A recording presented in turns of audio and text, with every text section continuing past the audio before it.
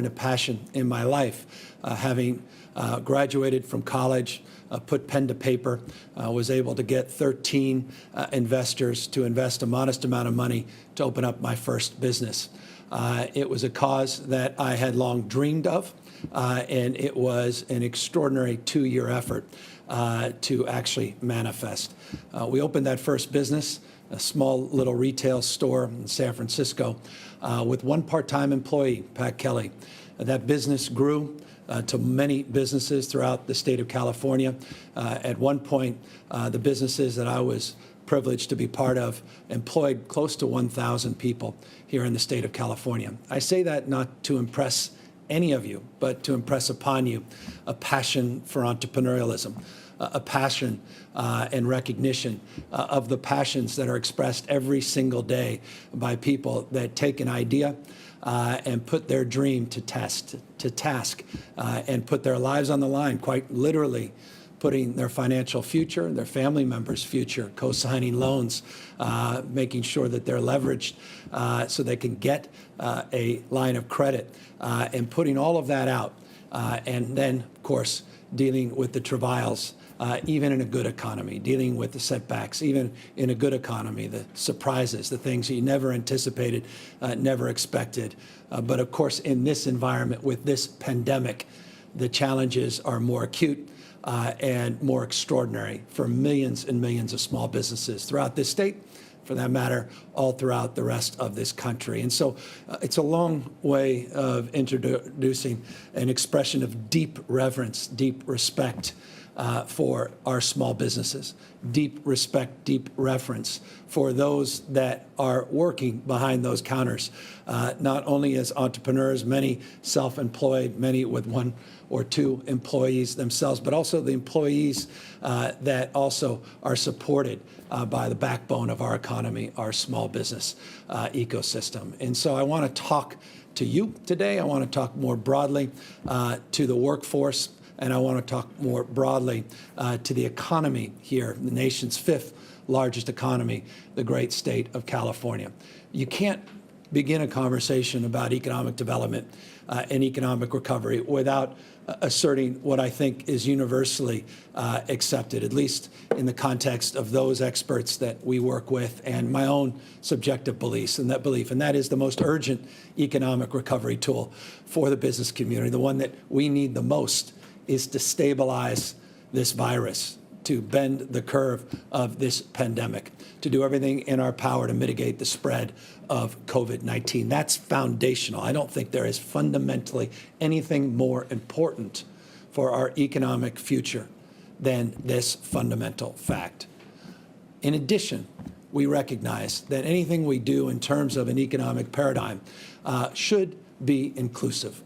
We should be focused on resiliency, not only related to pandemics, but more broadly the macroeconomic vagaries of an economy, the downs, the highs, the lows, the nature, the cyclical nature of the economy, particularly an economy that's so impacted by international conditions, the state of California. So we want to talk in terms of inclusivity. We want to talk in terms of resiliency, but we also want to talk in terms of the future. I'll talk a little bit in a moment about some of the work we're doing on our Future of Work task force. When we talk about future-proofing our economy, we're talking about some of the macroeconomic trend lines, and IT and globalization, demographic trend lines, and the like, the plumbing fundamentally of our economy radically shifting underneath us. And that, of course, has been a trend line for decades. Increasingly, even pre-pandemic, became a headline that has driven a recognition of this hinge moment and a need to be more fluid,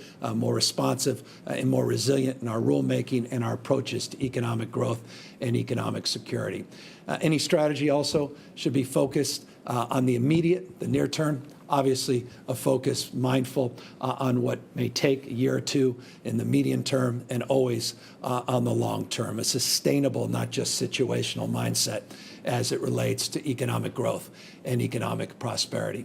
One of the most important actions we've taken recently here in the state of California was the development of a 100+ member Jobs and Economic Recovery Task Force, led by some of our nation's top entrepreneurs, some of our nation's most iconic individuals, from Tim Cook runs Apple to Bob Iger runs Disney, two home-based companies, two companies we're very, very proud of. But the frame was not only growth. It wasn't just highlighting our entrepreneurs and our big business leaders.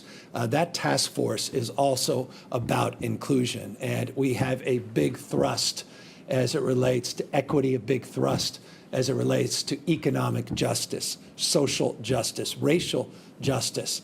And so it's a remarkable group of individuals that truly represents the diversity of our state, diversity of viewpoints, diversity of concerns and considerations as it relates to economic recovery.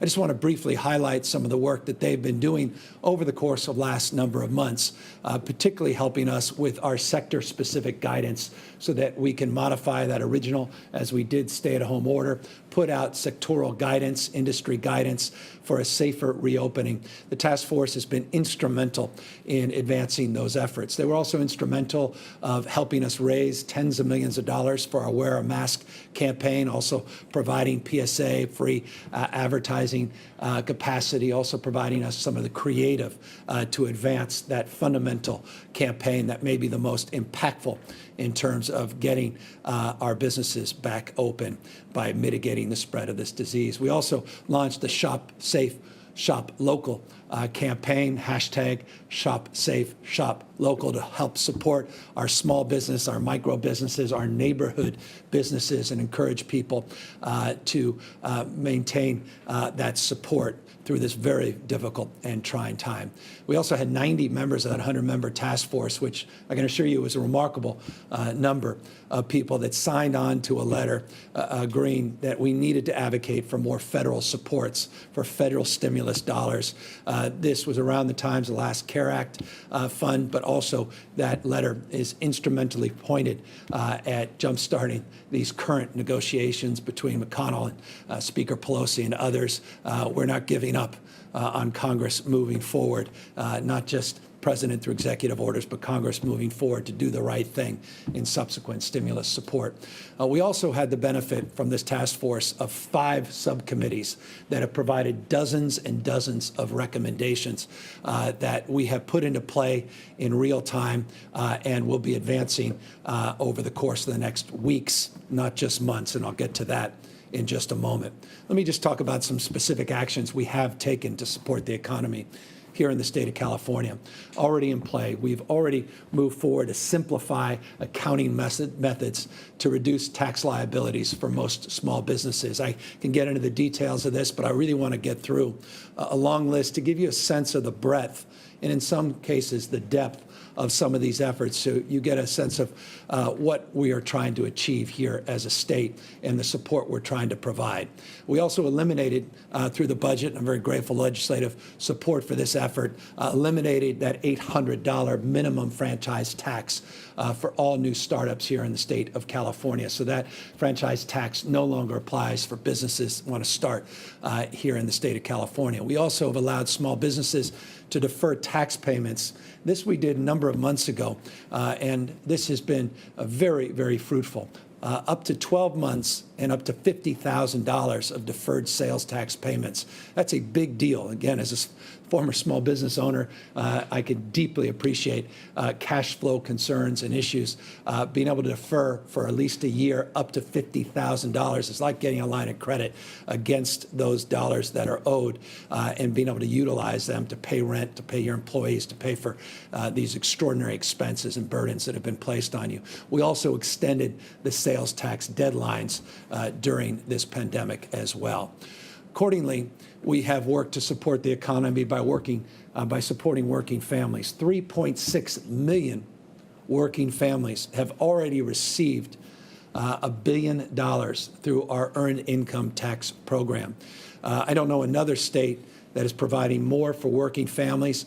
These are folks on the edge. These are people working hard. These are families in need. These are direct contributions in their pocket. We had a budget that just passed, those dollars being distributed in real time, over $1 billion in new tax credits, 3.6 million working families that got the benefit of those efforts. Accordingly, we advanced over just the last 24-month period, but I thought it was important to highlight that we have advanced over $1 billion, unprecedented in California's history, for low-income housing tax credits. And this all goes to jumpstarting our economy, jumpstarting housing production here in the state. You'll see those line item here in this slide, 18 bills that we advanced and signed with incredible leadership of the legislature, a package that we are very proud of to move housing production forward last year. By no stretch of the imagination is that where we are ending our efforts on housing. Quite the contrary. I'll talk a little bit more about some of those efforts in a moment, but we are fully committed to doing more and better as it relates to housing production here in the state of California. That's foundational in terms of our economic capacity, not just our ability to recover from this pandemic, but our ability to be competitive in years to come. And so that's a little bit of highlight on what we've done to support the economy. Let's talk specifically now the work we've done to support businesses. One of the programs we're very proud of, first in the nation, a novel program where took that entrepreneurial mindset, took pen to paper of sorts, and tried to bring it into government, that entrepreneurial mindset, worked with FEMA, incredible leadership of FEMA, Bob Fenton and others, our regional director, created a program to support restaurants. 8,000 jobs have been supported. 5.6 million meals now have been served to seniors that need to quarantine, need to isolate, that don't have other supports, that can't get Meals on Wheels, aren't getting other meals delivered. This program not only helps our seniors, but it has helped support these restaurants that have just been pummeled by this pandemic and the challenges of opening and reopening, all related to the transmission of this disease. So first in the nation, Great Plates Delivered program is paying dividends, and I'm really proud of that program, proud of those partnerships, and proud of that effort, particularly now that we're seeing other states replicate this model. We've waived property tax penalties for small businesses, and we created a new small business loan targeting minority and women-owned businesses, microloans. These are people that can't get those PPP loans, that couldn't get the SBA loans, that are falling basically through the cracks, don't have commercial banking relationships, credit banking relationships, and as a last resort, need support. Some of that's first loss support, more access, liquidity to capital. Forgive the language, be a little confusing, but the bottom line is tens of millions of dollars. It's over 100 million now, but 75 million in new dollars that we put in to this place and in this space to help our small businesses and provide access and opportunity for loans during these very difficult period of time. Accordingly, we've also focused our efforts on supporting organic businesses that preside or reside here in the state of California. We announced a number of weeks back a program called SafelyMakingCA.org. SafelyMakingCA.org is a platform, encourage you to take a look at it, that encourages you to support small businesses, medium businesses, manufacturers here in the state of California. It is a fact, we are still the largest manufacturing state in America. While manufacturing gets so much attention in other parts of this country, it deserves more attention here in the state of California. We worked with the Manufacturing Association to develop this program. Their incredible leader and leadership, CMTA, helped us conceive of this new platform. Hundreds and hundreds of small businesses procuring PPE, including N95 masks that we are actually purchasing from a business in Santa Clara, California, that's reconstituted its line, a small business that is growing in this pandemic, developing tens of millions of N95 masks that we're procuring. The virtual cycle of sales tax and dollars that flow through that cycle of engagement with the state procurement, through the Office of Emergency Services, into a county and a community, creating jobs, creating opportunities, direct and indirect economic supports is exactly what we want to see more of. Trust me when I say this, this is a point of deep emphasis for us, but we have a new platform, we have new programs. We're not just proposing something in this space, we're actually manifesting something in this space, not at the scale we need to, but with real progress, not just promotion behind this effort. Another program we've done that I'm very proud of, I long have been an advocate not just for unemployment insurance. I think we need to move towards an employment insurance program in this country. Something I did as mayor of San Francisco through the last Great Recession. We got a waiver to do a program where we were able to hire employees.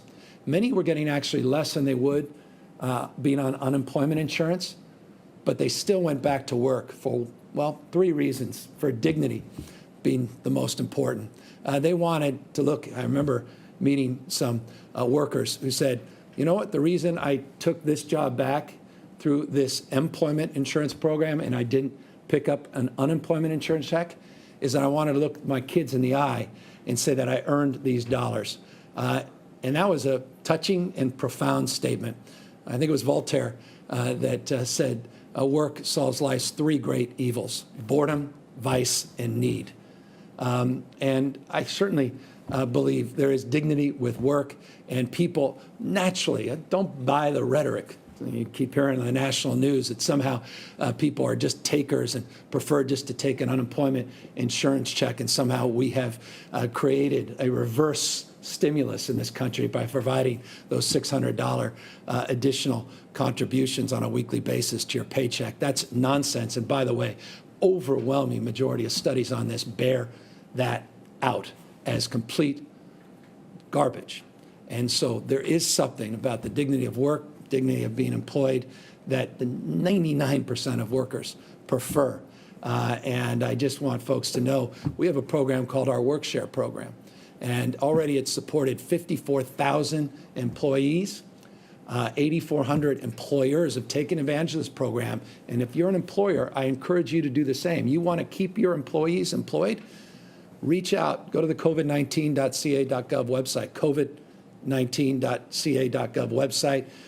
Learn more about this WorkShare program, already paying dividends. It is an employment insurance program. We employ your employees, so we keep them off the unemployment line. And it is a program worth scaling, and I believe worth mentioning here today. Accordingly, I want to just mention we have 86 active small business centers in the state of California, speaking over 31 languages. They have seen, not surprisingly, a 10-fold increase in their financing assistance since the beginning of this pandemic. But it's also the backbone of our small business supports in the state, this network of small business centers. And I just want to thank all the employees working in those small business centers for all of their counseling work, all their work just advising and supporting small businesses that have come in record volume in the state. I encourage you as a small business person to consider reaching out, learning more about our small business centers that are in your region and in your area. You can't talk about business without talking about workforce. And so it is incredibly important for us to highlight some of the work that has been done and some of the work we're going to be doing as it relates to supporting our essential workforce. Essential workforce broadly defined by providing workers' compensation, which we did through this pandemic, the paid sick leave that we provided in this pandemic for our food service workers, the paid family leave so people can care for their children, or if they have a member of their family that is quarantined, they need to have that paid family leave. We advanced efforts in this place. We also advanced efforts to support our frontline essential workers by providing more support through child care contributions. Tens of millions of dollars we put in place to support those frontline workers to help them get child care so that they can stay there on the front lines of that workforce at a time when we desperately needed them.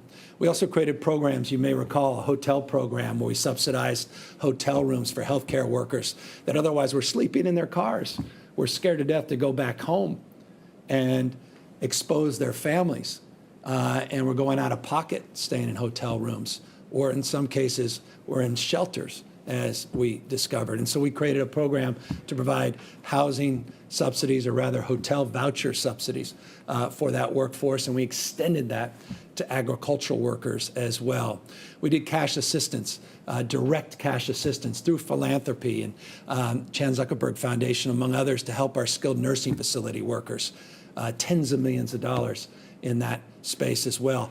Millions of masks. Talk about tens of millions of masks PPE and other important gloves, gowns, face coverings we sent out to our essential workforce because we were able to procure hundreds of millions of procedure masks, surgical masks, and N95 masks through our large-scale purchasing capacity. We did an eviction moratorium. We talked a little bit about that on Monday. I want to just thank Chief Justice of the California Supreme Court, members of the Judicial Council, to their credit, that are considering extending that moratorium through the end of August. They haven't done so, and I'm not doing this to put pressure on them. I just want to thank them for their very constructive dialogue and engagement. That will give us time working with the legislature to enact an extension of those moratoriums and meet the needs for millions of Californians that are feeling the anxiety and stress in that space. We are also able to work with some of the largest big banks in the United States on mortgage forbearance. We negotiated that. I think we were one of the first states in the country to do so. And I want folks to know that we are working aggressively behind the scenes, can't make any promises, to see what we can do to extend some of the same support. Look, no one's been more supportive than the California legislature. And I want to just thank legislative leadership, the pro tem, the speaker, some of the key legislative leaders, Bob Hertzberg and others, who've just been proactive and engaged and engaging on the issue of elevating ideas and legislative supports to spur economic growth here in the state of California. We have just a couple weeks left, just over 2 weeks left in this legislative session. And so we have to get to work. We have been at work, but we got to roll up our sleeves now and get this package across the finish line.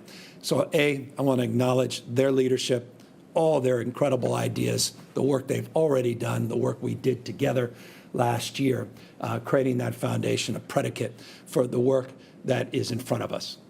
Now let me talk a little bit about that work in front of us. And again, forgive me for being long-winded, perhaps speaking a little bit more quickly, but I want to get through this presentation because I think it's incredibly important to many of you watching and those that will be supported through some of these efforts. Let's talk about these efforts. One of the most important things we can do, area where I think we have clarity in terms of common ground with legislature, is accelerating state-funded infrastructure investment, unspent bond monies on projects that are ready to go. I always hesitate to say shovel-ready projects because that connotes some of the old stimulus after 2008. But we have a lot of projects that are ready to go, that are permitted and can happen. All we need to do is move that money out a little bit quicker, a little bit faster. Hundreds of millions of dollars, in excess of $400 million that readily we have identified to move in this space to accelerate state-funded infrastructure investment, to create jobs in the immediate area. We're working with the legislature on, again, want to just thank their leadership for presenting ideas, and we have confidence we can get some of these over the finish line. Accordingly, we have a lot of work we want to do on wildfire and green infrastructure investment, hardening our energy grid, and we have strategies and plans. Legislature has the same, and we think we have common ground and can advance some of those efforts. Workforce training, it's foundational, it's fundamental. We have been working with our economic task force, some of the nation's leading workforce development leaders are members of that task force, and they have come up with some really creative ideas on workforce training. Legislature has their ideas. We have some ideas around skills libraries. I don't want to get into some of the weeds, but we have some really innovative strategies, certification strategies, where we're working with all the stakeholders, and I'm confident we can get some of this done. We're making real inroads in terms of finding some common ground in that space. You can't say enough about time value of money. As someone that years and years ago, I think it took a few weeks when I first applied for my business license to open a business, create jobs, create tax revenue for the state, and it took weeks and weeks and weeks to get a simple business license. That's absurd. And I recognize now my responsibility as governor to make sure that those weeks become days. And I want to just thank Alex Padilla, the Secretary of State. He's done an amazing job in the last few years reducing that time. Secretary of State plays a role in this, as well as a lot of other state agencies. But we're not just talking about a simple license to operate. We're talking about licenses across the spectrum to adapt and adjust and amend operations, particularly in this pandemic environment. And so we've got to streamline permitting. It doesn't mean eliminating rules and regulations, and don't read into that. It's just about, time, value of money. Just make a decision. Let me know what the rules of the road are. Don't let this linger 1 week, 1 month, some cases 6, 7, 8 months. So that's fundamental, and we have some sectoral streamlining strategies that are underway, and just want folks to know that this is a point of real commitment and resolve, and we're going to be at this for years, but this is an area we are focused on, particularly now in hard-hit sectors of our economy that are going to need most support to recover from the last 6 months. Can't recover unless you can recover information, data, measure that data, be more customer service oriented in terms of how we provide services in the state. We talked about this on Monday. Across the spectrum, large scale IT, even medium, small scale IT needs to be improved in this state. We need to meet you where you are. And that's not old mainframes that were designed in 1970. It's on your smartphones where we can anticipate your needs. We can predict where you'll be, not just wait for your inquiry and respond. And that's why we created this Office of Digital Innovation. That's why we're putting together a band of people that are committed to the cause of innovation and an entrepreneurial spirit, breaking down silos and barriers and processes to do more and do better to meet your needs in a more efficient and effective way. And so I included that because I think that's foundational in terms of our economic future, in terms of our workforce as well. Look, one thing we know, businesses are having a hard time that are on the edge of making a decision whether or not they can afford to hire someone. And so we want to make that a little easier, working again with legislative leaders to develop a new hiring tax credit. A lot of good ideas from the legislature. We have our ideas. Our task force presented some new ideas as well. We refer to it as a Main Street hiring credit because we really want to focus on small business. And when I say small business, I mean not just small businesses with 500 or 1,000 employees, but small businesses, 1 or 2 employees, self-employed, that may want to hire a part-time person, or may want to hire a full-time person, may want to hire someone who's formerly homeless, may want to hire someone that just came out of the criminal justice system. And while we have some programs in this place, we want to do more and do better to advance a more comprehensive hiring credit, particularly on sectors of our economy that have been most impacted by this pandemic. We also want to work, legislatures come up with some really good ideas. We very much support some of those ideas to conform to the federal PPP taxation. This is the federal loan program. We want to exempt that loan program for California-based businesses from state taxation, just an area where there's been real leadership, and I think Autumn Burke, among others, have bills on this. I don't want to, if I get into the details of everyone who has a bill, I'm going to get in trouble for those I didn't mention. But I just want to thank legislature for their work in this space, and we're working to see what we can do to make sure these bills are successful. Workers' protection, we talked about this, 10 or so days ago in Stockton, California. I followed up here a few days later, talking about the work we need to do to our essential workforce and how disproportionate this impacts the Latino community and the Black community here in the state of California. We need to advance more worker protections. Look, if we're going to eliminate this disease, we want people that have tested positive or been exposed to COVID-19. We need them to isolate. We need them to quarantine. But if you can't afford to quarantine, you can't afford to isolate, you physically don't have the ability to do that at your home, you need protections. And that's why workers' protections are foundational.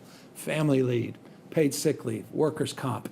It's the only way we're going to succeed here. And so for businesses, this is essential. It's not just for workers to reopen, but for businesses, it's essential that their workers are healthy and safe and not coming to work because they need that paycheck, sick, and then impacting the entire company and impacting the ability for that organization to continue to operate. So we see this as something that's very connected to the business community and business needs. Also, we want to help with our outreach, and I mentioned some of the work we've done in this space in terms of the employee toolkits, employer toolkits, know your rights campaigns, all of this culturally competently delivered throughout the state of California so that employees that are entitled to a lot of these programs, that actually pay into these programs, are aware that they're entitled to them and they don't have any retaliation. It's always an exception. But, we've got to address people that may be a little more abusive to those workers and their rights and make sure that those workers are empowered and aware. And that's part and parcel of our efforts to protect workers to more quickly and expeditiously reopen this economy and beyond even this pandemic. Big awareness campaign, public awareness campaign. We want to continue to do that, more specificity, more nuance as we turn the page, and I'll get to the latest numbers in a moment, and some of the trend lines are moving in the right direction, how we can more effectively target our public awareness campaigns. I also want to acknowledge all those caregivers out there. This is personal, my wife, among others, but it's also a cause my administration holds dear, Chief of Staff Anna Leary, among many others, but I know legislative leaders care deeply about caregiving, care economy, which we need to highlight, domestic workers and the like. This pandemic's had a real impact on their lives. There's a lot of legislative conversations in this space. I want to acknowledge them, thank them for introducing more formally some strategies for consideration. We want to work together on those efforts. Accordingly, we also need to protect consumers. We have, as part of our package, we introduced earlier this year, Consumer Financial Protection Bureau.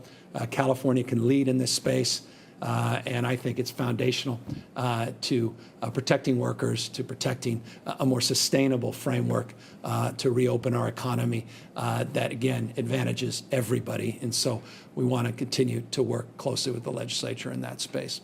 I mentioned evictions a moment ago and the work we're doing in that space in the past, the work we've done with the Judicial Council, and hope is enacted by the Judicial Council to give us a few more weeks to put together a legislative package. I mentioned this on Monday, some of the work being done in this space.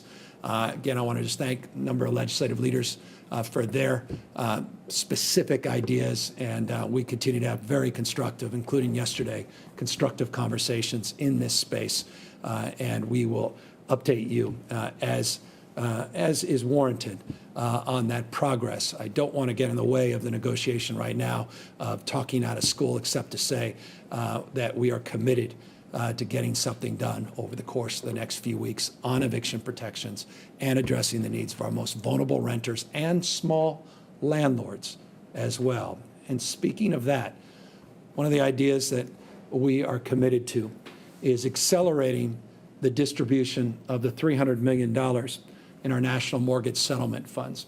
The original budget proposed that we would spend that down over the course of a number of years, $75 million in this year. But we now want to accelerate that, and we're proposing putting all $300 million out this year to address the needs, again, of our most vulnerable homeowners and renters. So this is to really help small landlords, to help renters and homeowners that have been impacted, all within the spirit, the letter of the law of the settlement related to the mortgage funds, by the way, led by then Attorney General Kamala Harris. We want to thank her. Wouldn't be having this specific conversation without her leadership in this space. And this is just a demonstrable example of that leadership and how important it is to come at this time. And so we want to accelerate those funds. And I think we have a lot of support with the legislature in that effort. Accordingly, can't talk about economic growth, economic recovery, as I mentioned a moment ago, without talking about housing. No greater economic stimulus, the virtual cycle of housing growth, housing production, housing starts. We did a lot of things last year on infill infrastructure grants and more money. I mentioned $1 billion of the last few years in tax credits. We also have the ability to move some of our bond funds in this space and move those dollars, distribute those dollars sooner. And so we are working with the legislature to do just that. I want to thank, again, the legislature for their efforts in this space and know that we are very committed. We've identified well over $100 million in this space to move quickly and efficiently and effectively out there. Accordingly, we have a lot of bills in the legislature, and I just want to thank the pro tem, among others, that have bills on moving housing production, which just simply means, get housing built faster. Can't be more clear about that. Number of bills. I don't want to attach to any one bill. We're negotiating those points, but the time value of money also includes the time to actually start construction. Once you identify a piece of property, line up the financing, get through all the local permits, the regional permits, the state permits, any federal barriers, and then you've got to go. I mean, it's a labyrinth. And so we have an obligation, economic obligation, but also, I would argue, an ethical one in the context of how housing prices have ravaged the economy in the state over decades and how we simply have not produced enough housing in the state over the course of decades. We have to address that, and I think some of these bills will move in that direction with caveats, with amendments, with considerations, all stakeholders at the table. Final couple points I want to make, and I'll jump briefly into today's data and then answer any questions, is later this week, we'll be putting out more detailed plan on closing the digital divide. It's clear that reforms in the economic space also need to address and adapt to the reality of this pandemic and the conditions this pandemic has created. Digital divide as it relates to education, that's obvious and foundational, but also as it relates to the economy. Broadening access to tablets, broadening access to broadband is fundamental. It's not just access to broadband, it's high quality, high speed broadband. That's also fundamental. And so we'll be putting out more details in that space later this week, but I wanted to just point them out here today, as well as recognizing we're doing a lot more telework. What are the rules of engagement on telework for employees and employers? And so we're looking in that space as well, and I want to telegraph that as it relates to teleworking in this state, that we need to, I think, get under the hood and consider some strategies and flexibility that meet the needs and the rights and our responsibility to protect employees. At the same time, recognize these new tools of technology, new tools of engagement require perhaps some new thinking. Speaking of new, you see here briefly, and I'll jump through just very briefly these numbers. A number, 11,645, it's total number of COVID cases that we're reporting in the last 24-hour period here in the state. Now, I mentioned on Monday that this week, over the next few days, up to 72 hours through tomorrow night, most likely, that we will take all of that backlog, the 295,000 backlog numbers, cases, figure out total number of positives we have, and then begin to stack those positives on the actual dates those numbers came in. So we're beginning to do that. But for the purpose of transparency, yesterday, 12,500, today, 11,645, we're giving you numbers that represent the actual number of positive cases and a number that begins the process over a few-day period of truing up the total number of positives from that backlog. If you're following me, I'm impressed and grateful. It's a long-winded way of saying that the actual numbers today that we are putting out, the 11,645, includes 6,212 backlogged cases, and the actual number today is 5,433. So backlog numbers will come in next couple days. We will then get through all of that. We'll true up all these numbers. We'll get a brand new positivity rate out there for everybody. But no, all that is happening on the schedule that we promoted on Monday, and just wanted, for transparency purposes, to give you a sense of how many backlog numbers we just added today, but give you a sense that I think is a little bit more optimistic. The 5,400, too high, but a lot lower than we've been tracking the last few weeks. Again, another indication that we are turning the corner on this pandemic. Briefly, let's follow that up with some other proof points. Hospitalizations, these are the facts. These are the grounding numbers: hospitalizations, ICUs, deaths. These are the lagging indicators, and these numbers obviously very consequential. It's very encouraging still to see the 14-day hospitalization numbers continue to decrease, over 19%, I think 19.3, 19.4% decrease in the last 14 days. Consequence, that decrease, you saw that on Monday, you saw it last week, the week prior, we've seen a decrease in hospitalizations. That number now, 5,442, represents about 7% of the healthcare system capacity in the state. 9, 8, now down to about 7% of the capacity. As it relates to ICU admissions, you see a similar trend line, a little even more encouraging than last week, rather on Monday, last presentation on ICUs, now 16% decrease on ICU admissions over a 14-day period. So tracking similarly to the decreases we're seeing, 19% in hospitalizations. As a consequence, again, looking at total capacity, that pie chart, critical care capacity, ICU capacity now was 23%, 22, now about 20% of the total number of ICU patients, COVID-19 positive patients in our ICU system. Ventilators, again, north of 13,000 available, doing better than we were a few weeks ago with 11,000 plus ventilators available. As always, again, appreciate you sticking in with me on this presentation. As always, we encourage you to wear a mask.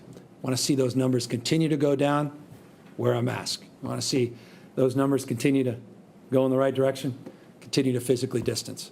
You want to see those numbers continue to go down as the temperatures go up, try to avoid mixing. You know, I saw the American River the other day, and I might as well have been at spring break. Thousands and thousands of people. We're not minimizing mixing. It kind of raised little shivers in my spine that here we are making all this progress, and it could be done away. And, you know, day 2, a week 2, people begin again to let their guard down. You can't let your guard down. Got to continue to practice all of these fundamental rules of the road as it relates to what we know works, non-pharmaceutical interventions to mitigate the spread of this disease, including washing your hands, but then again, more important than wearing a mask. And so I want to encourage you to do just that. Final point, I just want to say on businesses, and I have a mantra, it's a bias, and forgive me, it is a bias. But that bias I wear, again, through personal experience, not just intellectualization. As governor of the state of California, cares deeply about economic growth and economic prosperity. And that mantra is simple, that you can't be pro-job and anti-business. And I think it's just fundamental that when we talk about job growth and job creation, that we support our small businesses. We support those folks that take risks and put everything on the line. The second point I want to make is businesses can't thrive in a world that's failing. And that's also fundamental.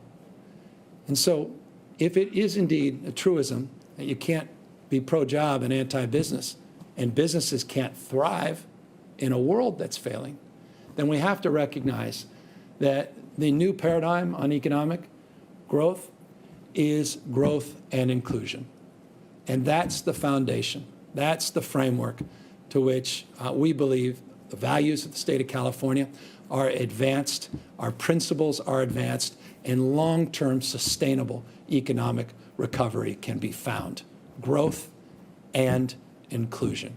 And so, in conclusion, I wanted to make that point and thank everybody on our task force, thank everybody in the legislature for all of their ideas, and the business community for their ideas, and cities large and small all across the state that have submitted their ideas to help us in the pursuit of these efforts. And close to open up for questions by saying one final point. That list, while for many of you seemed exhaustive and exhausting, is not an entire list of ideas that we are currently considering and negotiating with the legislature. There are a number of very potent, powerful, and very insightful ideas that are being promoted by members of the legislature that are not on that list that we continue to engage on. And I just want to acknowledge that and let you know that it is not intentional, that neglect. I just wanted to put together a list today where I think we've made a lot of progress but no, that is by no means an exclusive list of the considerations that we are advancing over the course of this legislative session that concludes on August 31st. With that, I've concluded my presentation. Happy to answer any questions. Ashley Zavala, Cron 4. Hi, Governor. I'll get this question out of the way, but I just wanted to see if you considered who you might appoint to take Kamala's seat if she's elected and what that process looks like for you, should you have to make that decision. Last I looked, it's August of 2020, and my understanding is in January, or the end of January 2021, that decision would need to be made. That's a way of saying this. It's not a way of being flippant. It's a way of being factual and very transparent, absolutely focused on bending this curve, mitigating the spread of this disease, getting our economy moving again, getting people back to work, getting our kids, including, dare I say selfishly, my kids, back to school, and getting back to a semblance of normalcy, and looking forward to turning the page as a nation and working very, very closely with my old friend of over a quarter of a century, the next Vice President of the United States, Kamala Harris. Adam Beam, AP. Governor, when it comes to the temporary eviction rules that the Judicial Council could set to expire on September the 1st, isn't it likely that any bill the legislature passes won't take effect until January 1st, so we might have a gap there? And I'm wondering if that's the case, would you issue an executive order to extend those protections through the end of the year? We have urgency capacity with the legislature, so the answer is there's a way of addressing that. But let me also just make this point.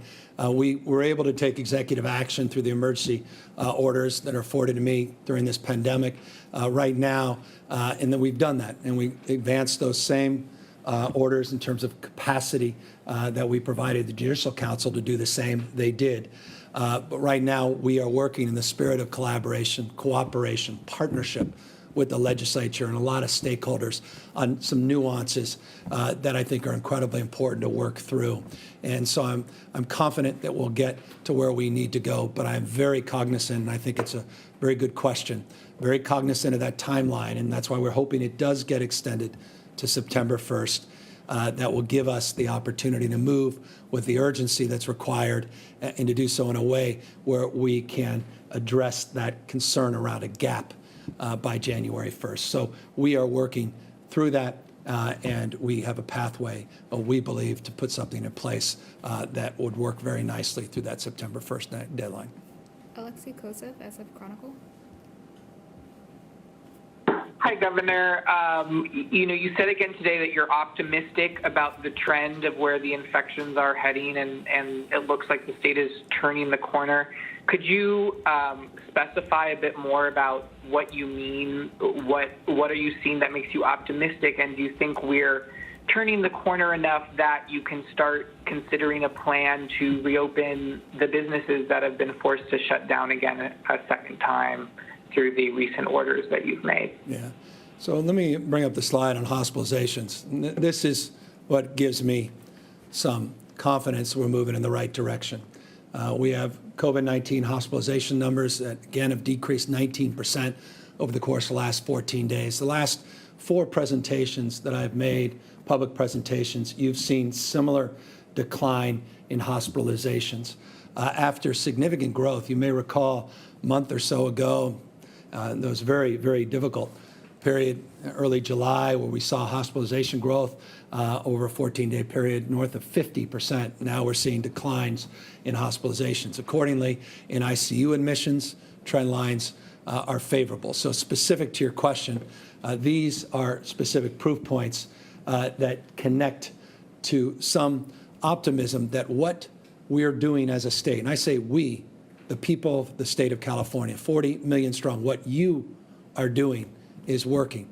Wearing those face masks is responsible, I believe, disproportionately for this trend line. Socially distancing, physically distancing, responsible for this trend line. People that are becoming more cognizant of mixing outside of their households, more cognizant of letting down their guard even within their household. You're responsible. They are responsible for these trend lines. The worst mistake we can make, I've said this in the past, is run the 90-yard dash, where we think we've got this and we walk away and we revert back to the way things used to be. And that's why we have to be very cautious and very deliberative as we begin the modification. Now, you specifically asked, in addition to what gives you some optimism, including, by the way, the total case rates. I'm going to give you the new positivity numbers. I want to make sure those are 100% accurate when we work through the details of that backlog that's forthcoming. But you also note that we have been consistently engaged, and I mentioned this in the outset of the presentation today, with our recovery task force on sectoral guidelines for safely reopening. We did that when we put up guidelines. We've been doing that consistently, working with health officials all up and down the state of California, and we are consistently iterating. We are consistently modifying those orders. Just recently, we put out new orders as it relates to sports, high school sports, youth sports, broadly defined club sports. We put it out for higher education. We are constantly making adjustments, mitigating based upon factors and criteria and conditions. We continue to work with our advisory committees, continue to work with health officials, and a big part of these efforts moving forward, when, not if, when we make subsequent modifications to these sectoral guidelines, is a commensurate effort with much more focus, much more intention, and more deliberative mindset than was the case a number of months ago when we did the original modifications of public education and awareness around the power and potency of continuing, even if we reopen a sector of our economy, continuing to enforce a consciousness, literally and figuratively, enforce a consciousness of promotion of these efforts to mitigate the spread and transmission of the disease. Because one thing we know is this can flare up in a moment, and there is no having made it as it relates to being successful in this space as it relates to transmission of this disease unless and until we get a vaccine, unless and until we have kind of therapeutics that can significantly mitigate the impacts of this disease. And so until that point, even if we modify, we have to maintain our vigilance, and we'll need a commensurate public awareness campaign and enforcement campaign with any subsequent modifications to ensure that. Alex Michelson, Fox 11. Governor, as you mentioned, you've known Kamala Harris for a very long time. The country is now getting to know her and think about her in a different way. I'm wondering if you can share some insight on what she's like behind the scenes, what the nature of your relationship is like with her. And although you're not thinking about a replacement, I'm curious if anybody has already started to pitch themselves as a replacement to you. Well, you may be the only one that hasn't, unless you just did. And that is only slight exaggeration. And I can't be more pointed privately than I am being publicly. That's not what I'm focused on right now. I'm focused on what I need to be focused on, and that's you and your health. That's the economy and its needs and the support that we need to provide small businesses and the priority to get our kids back in school. That's what matters to you, and that's what matters to me as my top priority. Look, as it relates to, I don't want to belabor and get into too much personal issues, but as you said, or I said, thank you for reflecting on it, that I've known Kamala Harris before she was district attorney in San Francisco, before I became mayor. We, of course, were elected the same day when she was district attorney, when I was mayor. I had the privilege of working with her for 2 terms when she ran for attorney general to be a supporter and an advocate for her campaign.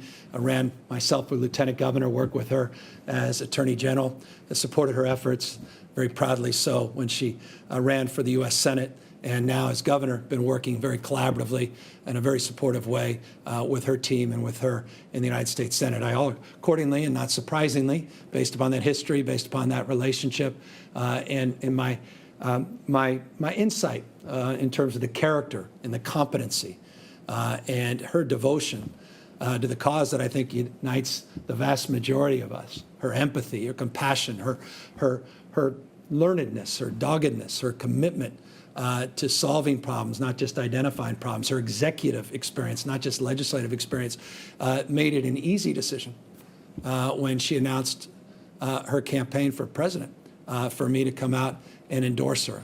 Couldn't be more proud of that. And so you can imagine how proud I'm feeling, American people are feeling, not just Democrats. I have a few Republican friends that actually had a smile on their face yesterday about her candidacy now for the next vice president. So it is a proud moment, historic, and it's a very meaningful, I'll close on this, forgive me, meaningful moment for California.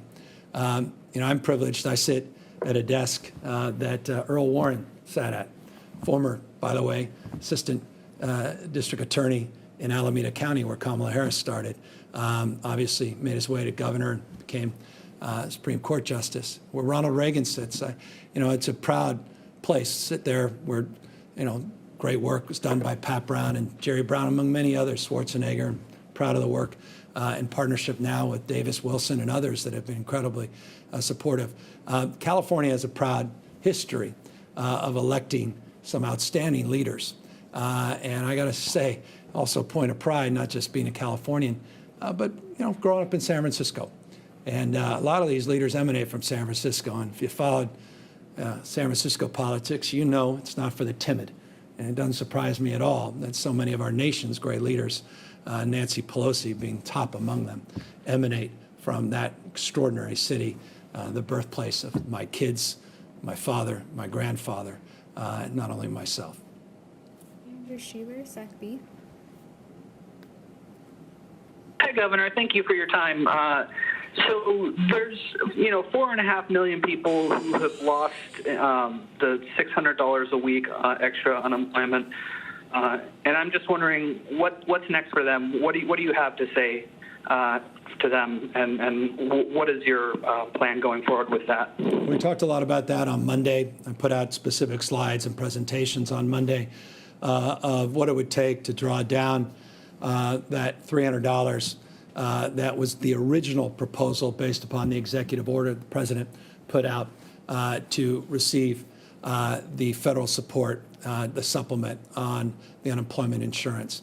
I commented that it would cost the state about $2.8 billion a month, $2.8 billion a month to meet the rules and regulations that were assigned to that original executive order. Yesterday, as you know, it's been well reported, there was a modification to the executive order, at least an assertion that there would be guidelines forthcoming to modify it, where it's no longer a $400 contribution, $600. We believed it to be $400. 25% would have to be picked up by the state. We talked about how that was simply not possible for the state, even as large as ours, to be able to do. Now that $400, $600, $400 is now dropped to $300. One thing we are doing is, as they say, don't look a gift horse in the mouth. Now, I don't look as a gift horse. We're federal taxpayers. I'm a taxpayer. You're a federal taxpayer as well. This is what federal government is all about, time of need, meeting the needs of the American people. This is when we're all in it together. And traditionally, those needs are met by forwarding money from the federal government that has a printing press, states simply do not, to provide for the needs of the American people in the most direct and impactful way. And we were very proud and pleased and very thankful of Congress, the president, for endorsing the CARES Act, for getting that $600 contribution. I think it's substantially mitigated the economic consequences of this pandemic. I think it substantially aided the capacity for businesses to remain open because of consumer spending and consumer confidence, even during that difficult period of time that maintained itself at a level that it otherwise would never have.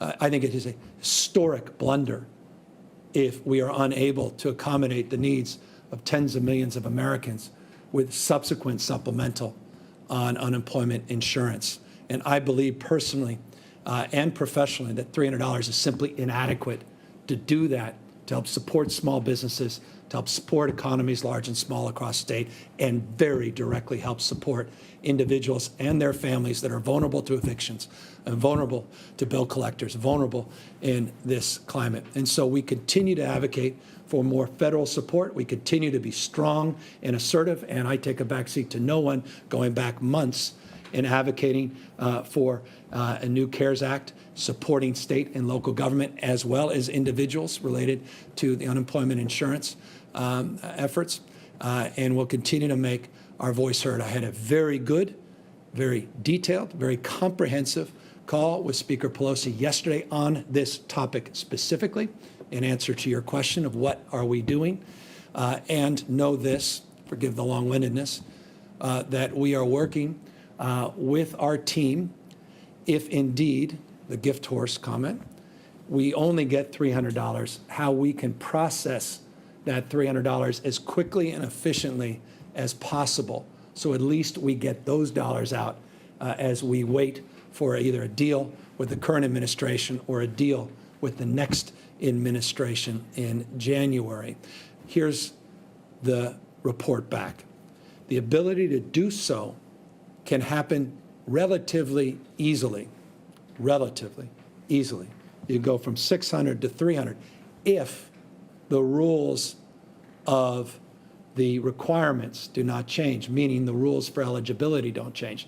The unfortunate part is in the executive order that has now been changed, the eligibility rules have also changed. And when you introduce new eligibility rules into these ancient systems, and trust me, California is not the only one, it creates a processing problem that can delay the distribution of these checks.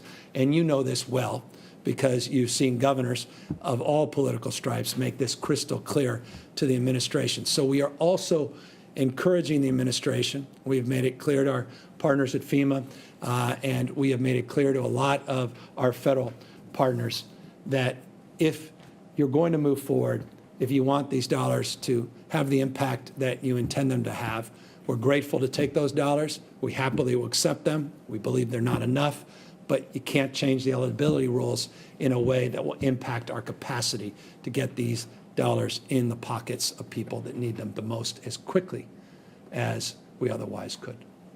Andrew Hart, Kaiser Health News. Good afternoon, Governor. I wanted to ask you, we understand that you didn't have the full extent of the CalReady problems until a couple of Mondays ago, but have you had any indication or received any indication that CalReady wasn't up to the task? And what about future problems with the system? Do you have any plans to try and replace it if the flaws continue? Yeah, we talked a lot about that on Monday. Dr. Galley talked even more detailed last Thursday and last Tuesday. And forgive me, just in the spirit of the work that was presented and work that has been done, including some that we socialized on Monday, we made it crystal clear that our commitment is not just to piecemeal a solution, and we have now addressed the backlog. We made that clear on Monday, but to build a new strategy, a parallel strategy, and I also mentioned this Monday, to create a separate system on top of CalReady. Now it's connected, but that would absorb a COVID-19 focus in a forward-minded way. It is clear the CalReady system just simply does not have the capacity to scale as we had hoped for. We will reform that. We have mitigated that as we speak. We will reform that in the medium term with this parallel strategy. And then in the long term, we have Amy Tong and others that run our technology department that are putting together a package of longer-term reforms to make sure that we're not back in this situation, the next governor's not back in this situation, that we have a legacy of learning from these challenges and fixing them once and for all. Well, I believe that may have been the last question. Thank you all for your time and your patience. Thank you again for your vigilance. Thank you all for doing what you can and what you have to mitigate the spread and to see this transmission begin to subside modestly. We continue to encourage you to be vigilant, stay safe, obviously stay healthy, and stay ever vigilant about how easy this disease can transmit itself. Thank you all for the privilege of your time. Look forward to coming back, talking next couple of days a little bit more about digital divide, updating you on all of these numbers and more. Take care.